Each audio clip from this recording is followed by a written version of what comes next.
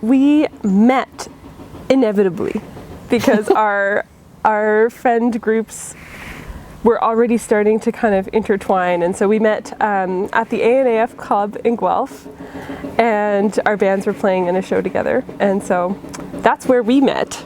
And then a little while later, after I suppose some coaxing, we ended up playing together just for fun.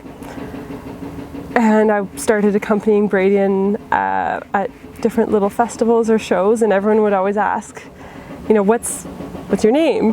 What's your band name? And we didn't have one, and so we thought, okay, maybe this is turning into more than just having fun playing music together. Let's just make a band name and do some things together. For our first EP, we wanted to get some pedal steel guitar on it, and kind of the guy in town to go to is named Louis Melville, and Louis played on the tracks, and it was phenomenal, and he's super kind and just a incredibly thoughtful and artistically sensitive person. And so we had a great experience with that. And then fast forward about a year or so, and Louis, who's also a visual artist, had a show on at Silence. And so we attended the show, and we're taking in his pieces and whatnot. And we had the opportunity, we noticed there was a series of 3 paintings titled Velcro 1 through 3. And so one of the songs that he had recorded with us, it was called Velcro. And so we had to ask him about this, and like, oh, we'll get one of these paintings. This is great. Yeah, well, what a coincidence. And shortly after the session, it turns out with us, the recording session, that night, I think he said. Yeah. He started thinking about Velcro and its effects, and how it looks in the dark and whatnot, and static electricity, and he made these paintings. So we now own one of the paintings inspired by our song, by someone who also played on it, and so the reciprocal creative nature of just being in touch with your artistic community cannot be understated. Mm-hmm.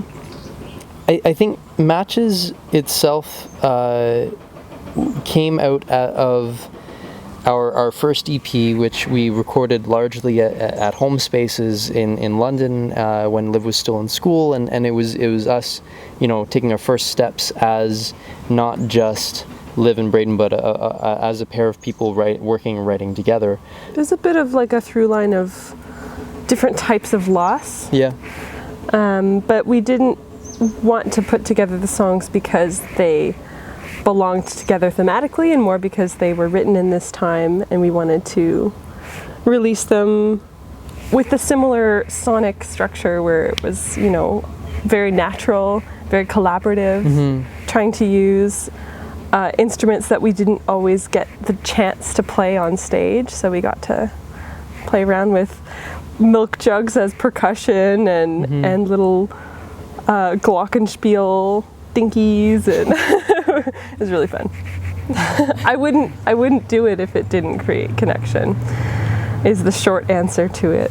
I feel like there was this song that actually might appear on the next album that we put out, and there's a line that goes, we sounded good enough for them, our temporary friends. And that was kind of a cynical take on what I've come to really know as beauty in community, and how we can foster these short-term relationships that we've now started to realize becomes a long-term relationship as we go back to those places. And now as we're playing online concerts and whatnot, it's really great to be able to touch in with those people regularly. I feel like when you share songs that go deep into yourself, it connects to people in that place in themselves as well, and that creates an instant friendship.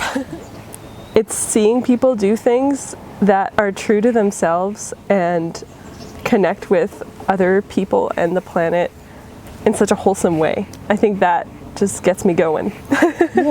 And I feel like inspiration and like you said, those things that allow your heart to expand, it's kind of a reciprocal relationship, in the sense that, you know, if you were listening to our music and had it on kind of in the background while you're busy doing other tasks that you're focused on, you won't have the same experience because it's present, but you're not.